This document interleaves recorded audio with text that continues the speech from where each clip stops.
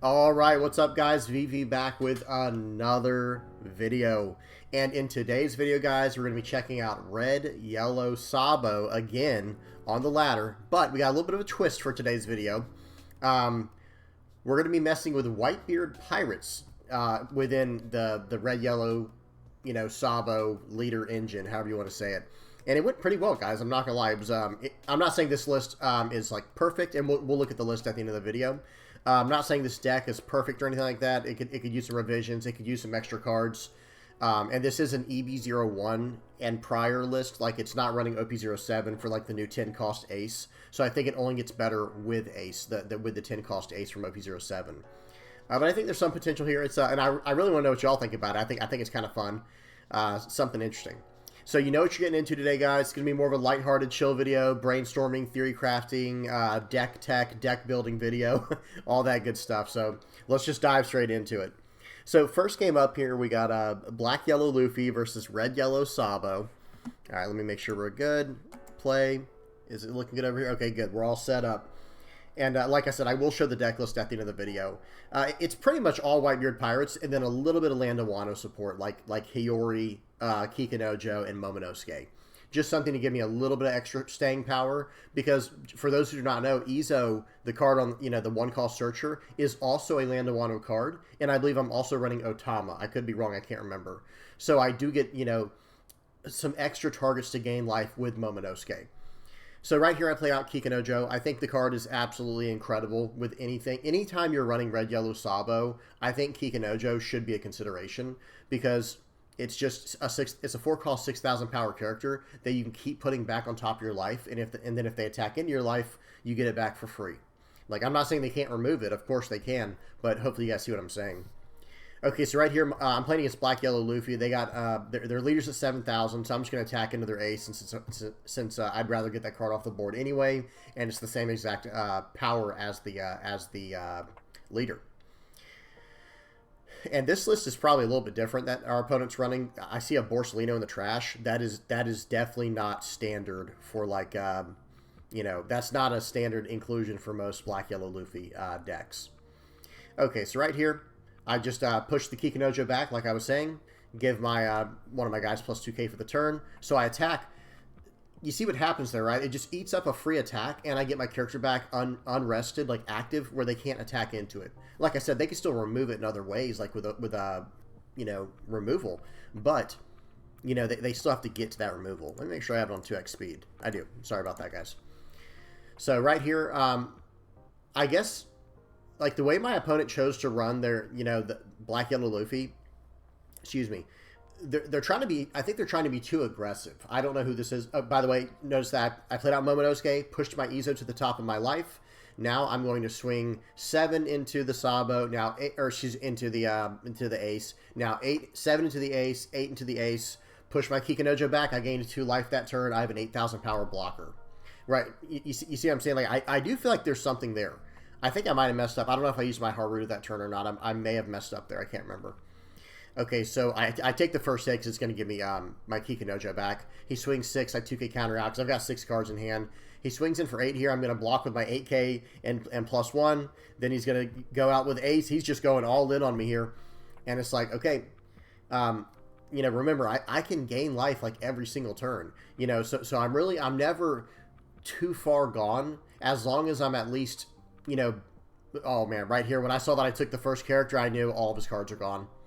So this is a bad place to be in if you're the Black Yellow Luffy player, because remember, he still has 2 life. He cannot activate his leader's effect. He can't do anything with it. So right here, I'm just going to push my Kikanojo back, plus 2,000 to my blocker, play out some characters here, refill my hand a little bit, fill out the board. And this was the nice part about the Whitebeard Pirates engine, is getting that searcher within Red Yellow Sabo and getting these cards like Haruta. Haruta, for those who do not know what that 2-cost card is on the far right of my screen, that is basically the starter Nami that you can attach Arrested Dawn to one of your leaders or characters.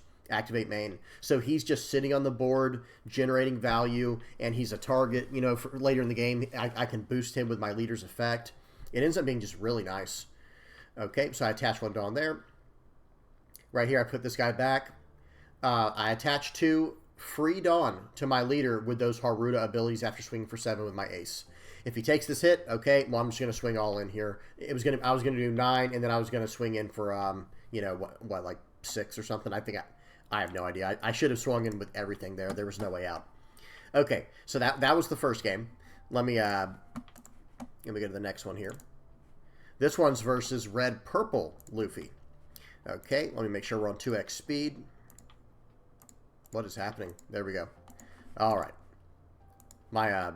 My media player is acting really weird right now. Sorry about that, guys. Okay, so now we're playing against a Red Purple Luffy.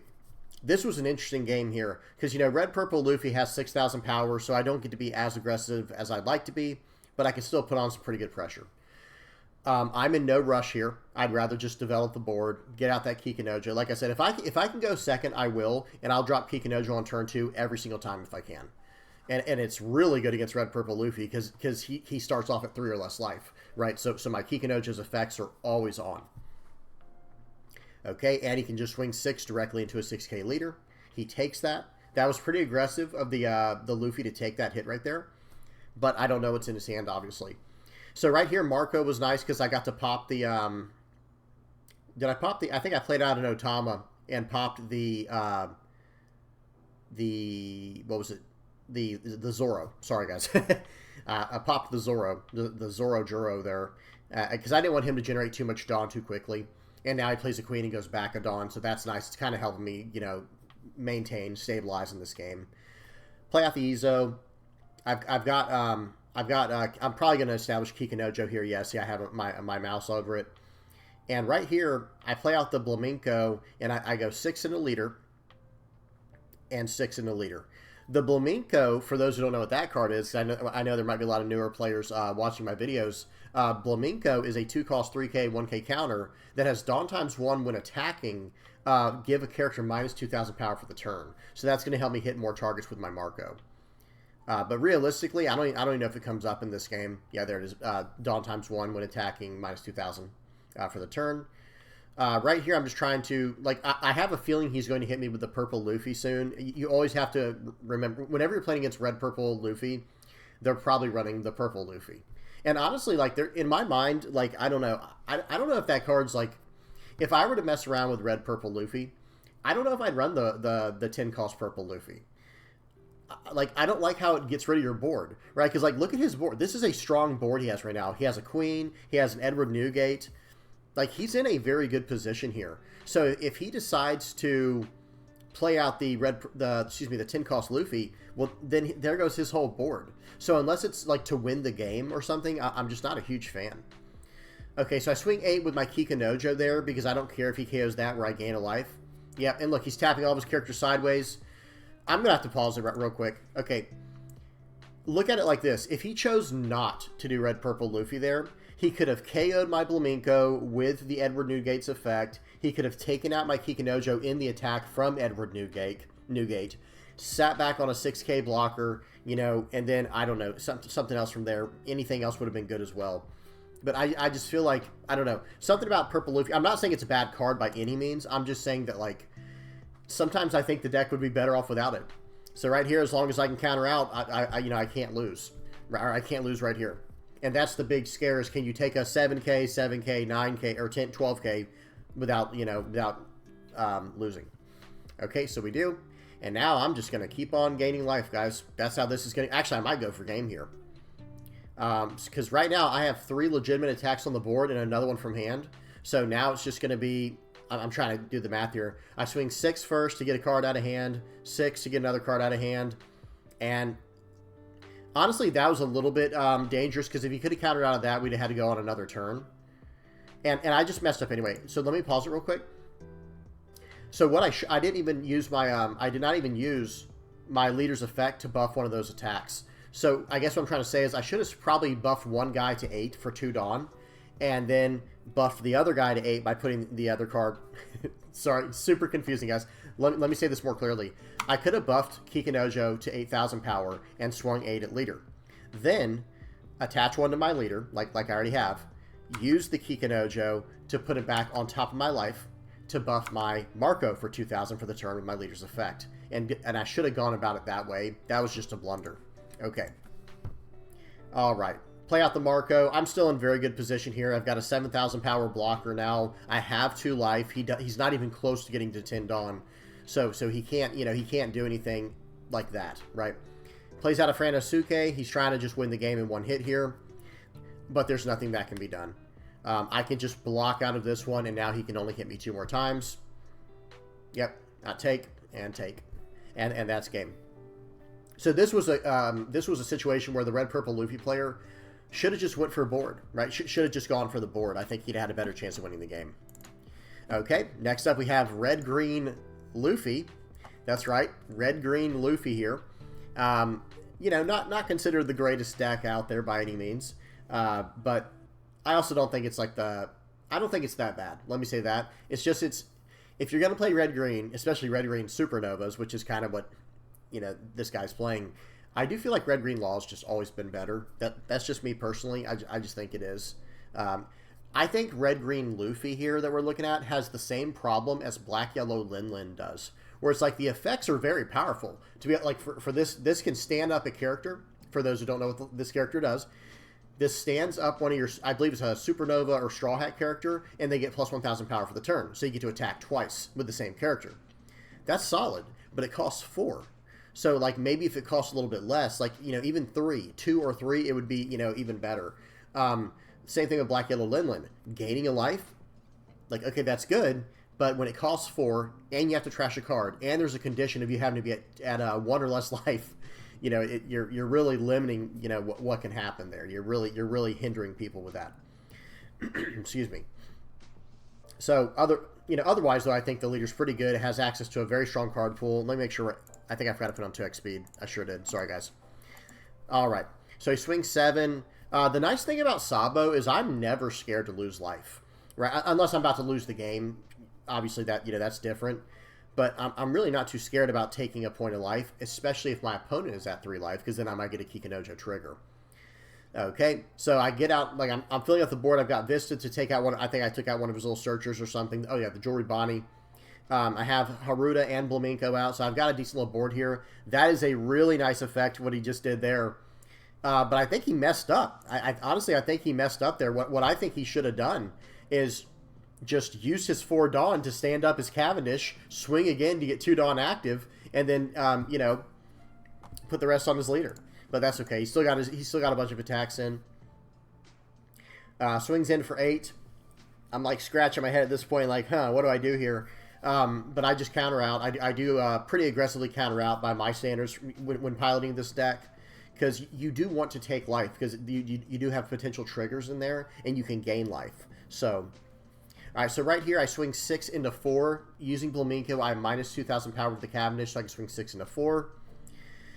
Swing 6 into leader here. There probably was a little bit better way to go about doing that. Like, I probably should have put 1 on my Marco, pushed my Marco back to life to give my Blaminko plus 2,000, and then I could have done the same exact thing while gaining a life. I think that would have been a little bit better personally, but that's okay. All right, so he used his leader effect there. He swung for 6, then 7 with his Law. I'm at 0 life, guys. That's why it would have been really nice to do it the other way around, like I was saying. Okay, so what can we do here? Gonna have to swing 7 at leader. That's the first and foremost. I have to do that. There's no other option there. Right here, I feel like I mess up as well. Like, I feel like I should have just gained life with my, oh, no, I was able to do it. I guess I was doubting myself there. I was going to say I really needed to play out the Marco. But right here, this is perfect. I'm going to return the ace back to my hand, plus 2,000 to my Marco blocker for the turn. And now I'm at 1 life. I have a blocker. I'm in decent position here. Right here, I'm in a 2K, 1K. To get out of 7, use his leader's effect to stand his guy. So in my mind, I'm thinking, okay, what's the worst he could have here? And the answer is like Luffy, I guess, the 5-cost Luffy, because that's not as bad. So this I can easily block out of with a 1K attack. Then he's going to swing in for 7 again, or actually he just leaves his guy rested because he's about to lose as well, right? Like if I can't counter out, or if I can counter out of that attack, he's done for, right? So here we go. I'm going to swing 7, and then I'm going to swing, I think I swing 7 again. Let me see. Yeah, swing 7. And right here, I do have to gain life. So we just gotta, I think I plus 2,000. Yeah, I think I plus 2,000 to Haruda here. Because like the theory is, okay, if he takes one of these, okay, that was crazy what he did there. So he actually blocked out and countered and everything. Let me pause. He should have just let his guy go. Well, no, actually, never mind. Maybe he was trying to bait me into attacking his guy because he had a useless kid in hand. But that situation there, I probably could have tried to defend one more turn, but I don't know. That would have been not against this leader, right? Not against this leader. I had to kind of go for it because if I don't, like, okay, if I didn't beat him that turn, he's going to be able to swing 3 times with his characters because of his leader's effect, and then his leader. So I would have had to stop like 4 attacks of like 7k plus, and it wasn't going to happen. Good stuff there. That was pretty fun, pretty interesting leader. Red-green Luffy. You don't see that very often. Okay, last but not least, we got a blue-black Sakazuki. If I remember correctly, this one was a real nail-biter as well. Make sure the speed's up. Okay, good. This was a pretty long game. Oh, let me make sure this thing's... Yep. So blue-black Sakazuki is a menace to the format, right? But I will say this. I think red-yellow Sabo's kind of decent into blue-black Sakazuki. Because I'm just so aggressive. And not only am I aggressive, I'm also going to gain life along the way. So I dropped down a Vista there to KO his Tashigi. That is one thing I really like about this this version of the deck with Whitebeard Pirates. Having all of the early game characters, I'm not used to playing any deck that has early game characters that are actually strong. You know, I'm used to playing, you know, for example, like Black Yellow Linlin. There is no, excuse me. I feel like there is no equivalent to Vista for like the Black Yellow card pool. I'm not saying Black Yellow is struggling, guys. Please do not misunderstand me. But I'm just saying, like, I don't really see. I don't really feel like there's any card, though, equivalent to like what Vista does. Like this early 3-cost card that can pop characters. I don't know, maybe like Kobe. But Kobe, you're trashing a card from hand. So it's really not the same, to be honest. I guess it's the closest thing to it, but it's just really not the same. Okay, so I play out a Ezo here. I'm going to do a Whitebeard Pirate search. It's really a tie between... I probably, honestly... Like, I like getting the ace there, but I also like getting Haruda, or whatever his name is, the little guy that gives me a Dawn. Okay, he plays out Tashigi. His board's getting kind of full. That's a concern.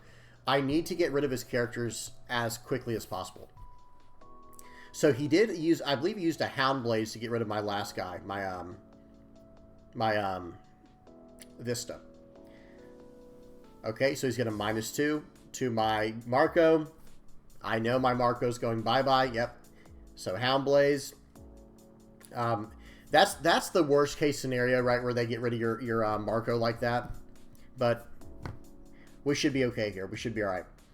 Okay, so I do need to start eating up this board, though. Like, my opponent is at 4 life, but the good news is they're down to 3 cards in hand. So I'm in pure starvation mode. I need to get all the cards out of his hand and not give him any life while clearing up the board. That's my only, you know, that's all I'm going for right now. Okay, so I'm going to play out the ace, it looks like. Swing 7 into Hina. No way that survives. Push out the ace. And right here, I'm going to pause it for just a second because I think there's something better I should have done there. I honestly think what I should have done there was play out the little miniature ace to bring my ace back into the field and, you know, go about attacking that way. But gaining life is always a safe bet. That was not necessarily a bad play. I do think there might have been a better option, though. So maybe an inaccuracy, right, for the people who know about chess. You know, it's more of like an inaccuracy there, I feel like. All right. So he's going to swing 5 at face. He's just going to keep this pressure on, guys. Like, see, that's the bad part. It's like, you know, not being able to play out that Vista earlier hurts so bad. And by the way, I trashed the Marco over the Vista because Vista only costs 3, so it's going to allow me to do more things in one turn. Because they're both 1k counters, for those who are not aware. Okay, swinging in for 5. I probably need to take this one. Yep, and I do. And he's going to play out a Borsellino almost for sure. Yeah, and he does. Okay, so now I feel like I'm in pretty decent position. I could start eating this board up. 6 into 2, he's not blocking out of that. 7 into, probably into 3 here. Yep. I guess he could use his blocker in 2K counter out, but man, would that be, and he does do that. So that is going to come back to bite him in the butt here, right? This is going to definitely come back to bite him, because now I'm really glad I didn't use my ace earlier, like how I said I was going to, and now I'm going to take out his blocker. His blocker's gone. He got greedy. That was not a good... Playing against a red-yellow deck, I don't know. I just feel like that was super greedy. Because if I had a Zoro as well, Zoro would have done the same trick there, where I could have just gained a life and just +2 to my Zoro and gone about it that way. I think, or maybe it would have been a little bit off. I'm not sure, because it would have been 5, 7. It would have been 5, 7. Yeah, I think it would have been 8. I think it would have been the exact same outcome. But now I'm at 7,000 power with that place. That was solid as well. So we'll give him a 2K here. I want to keep my life. I don't want to go down to 0 life.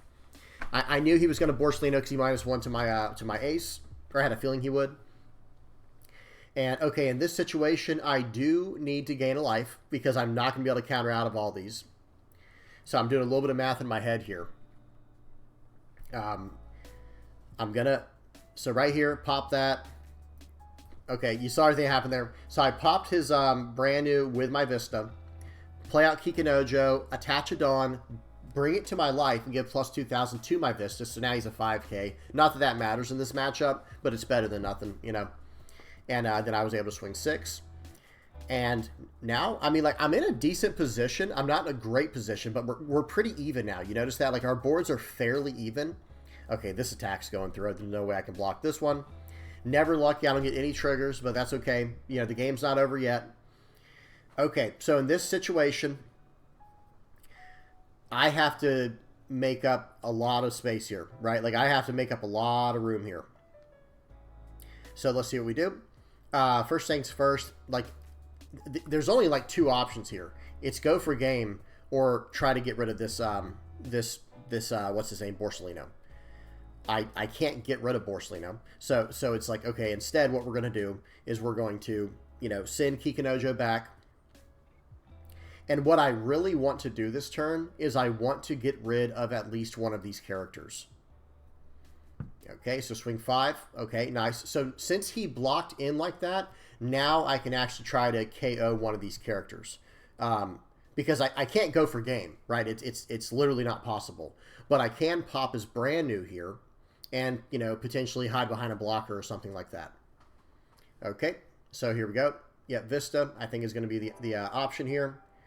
Then I swing 6 into Borsalino, hoping, praying, right? But no, he doesn't get rid of him. And now, this is where it's really important to know how to, you know, play against your, you know, to play against, how do I say this? This is where it's really important to do a little bit of math. Because I have 1 life and he has, and a blocker, and he has 3 attacks. Now, clearly he doesn't have removal, or he would have already used it, right? Like, that's just not even an option for him, clearly. Like I said, he would already have used that. So let's see what he does. Because in my mind, I'm thinking, okay, if I can't win this turn, there's Gecko Moria. It's like, okay, if he cannot win this turn, then I will. I'll win, right? So he needs to, what he should have done here, instead of, so no, he's going to go for game. I'm just going to spoil it, guys, because he's doing it right now. He's going to go for game. And that is not the right call, because I've done the math. I know it's a Kikinojo in my life, obviously, because I said it there. Okay, swing in for 6. So right here, I give him 2 1Ks, and he swings for 6 more, and I give him the 2K. That was probably BM. It was probably BM. But at the same time, it's like, listen, man, you had every opportunity to sit behind your blocker, KO my Vista, and say, go ahead. And that would have probably won him the game. Because, look, my next card is an Ezo. So the only chance I had with Ezo was maybe to get, like, you know, get a Whitebeard Pirate 5-cost ace or something. But, you know, who's to say I would have even gotten that. But good stuff there. Still a fun game. Blue-Black Sakazuki is just a beast. Y'all know that. That's a tough matchup for anyone. Okay, and I think that was it for the... So I had 4 games lined up. And now here's the actual deck list itself. Like I said, there's room for improvement. I probably should have like 2 of the 5-cost ace, two of the 5-cost Luffys in here, excuse me, and maybe even 2 Whitebeard Edward Newgates, like actual 9-cost Newgates, maybe something like that. Because these Flamencos, these were not good. I will say that. So if I were to make any adjustments, I would drop those. Let me type in Whitebeard. Bring up all the Whitebeard cards real quick.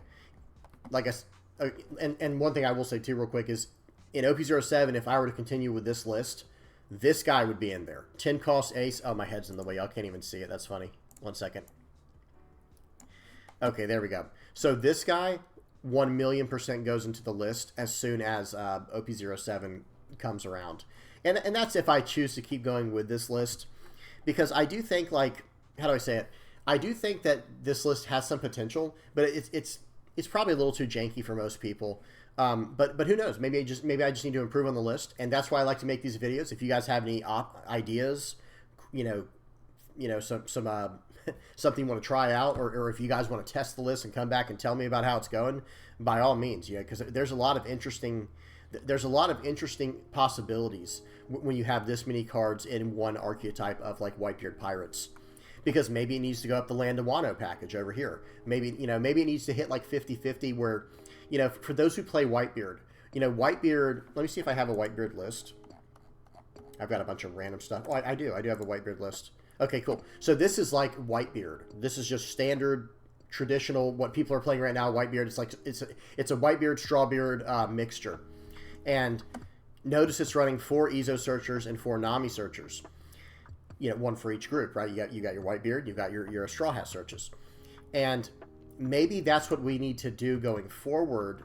If we are to even take this deck forward, maybe that's what we do. Maybe we make it half Whitebeard and half, well, we could try half Straw Hat, actually. Maybe that's the next course of action. And if you guys have not noticed, this has probably become my new pet deck. Like, I'll probably be messing around with this like I used to with Black Yellow Linlin.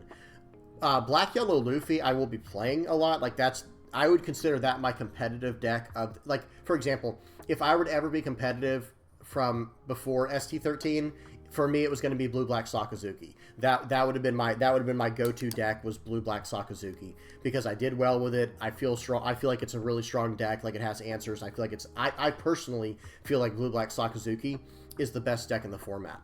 That's just me personally. I'm not complaining. I'm not saying it's overpowered. I'm just saying that's how I feel about it. And then I had like this pet deck with Black Yellow Linlin. Well, now things have changed a little bit for me, guys. Black Yellow Luffy is now my full-on competitive deck if I were to ever compete in something serious. And my pet deck is now Red Yellow Sabo. This deck is so fun because it has so many options. I'm gaining life. I'm having to make intelligent plays to win games. I'm having to outplay my opponent. And it doesn't always work out, of course. Sometimes you just lose, right? It is what it is. But I feel like it's a way for me to get better and better at the game while playing at somewhat of a disadvantage, because that helps too, guys. Whenever you're playing with like a handicap of some sort in games like this, having to think to that next level to beat your opponent can really help you improve the game. So, it's just a lot of fun. It's a challenge, like I was saying. And it's interesting. It's cool. It's all that good stuff. So, well, that's about it, guys. I feel like I was all over the place today. I'm sorry if it was, I'm sorry if today's video was a little bit clumsy. Let me get this patrons thing up real quick. As always, guys, thank y'all so much for all the people who help out the channel, who support the channel, even if you're just viewing. Viewers, comments, likes, shares, things like that. Please subscribe, all that. You guys, everyone's helped me out, but a big special thanks to these guys over on the patron page here. Asian Baka, Michael Powell, Tropical Bobcat, Van Buren, Patrick DG, and Optimistic Prime Brian. You guys are incredible. Help me out the way y'all do. And, but yeah, that's about it for today's video. Hope y'all enjoyed. Please do not forget to like and subscribe if you have not already. And if you guys got any comments, questions, suggestions, y'all know I love answering those in the comment section below. And I try to answer them pretty quickly. I'm usually pretty good about answering them fairly quickly. So yeah, if you got any questions, suggestions, anything like that, please put them down in the comment section below. I really want to know what you guys think about this list, because this was a lot of fun. This deck was a lot of fun to play, and it was really interesting. And like I said, I think there is some potential there. Like, I don't know, maybe some cards need to be moved around. Maybe I need more power reduction. I've got a lot going on in my brain right now. I've got a lot of theory crafting to do. All right, guys, I'm done. I'm done rambling. Until next time, peace.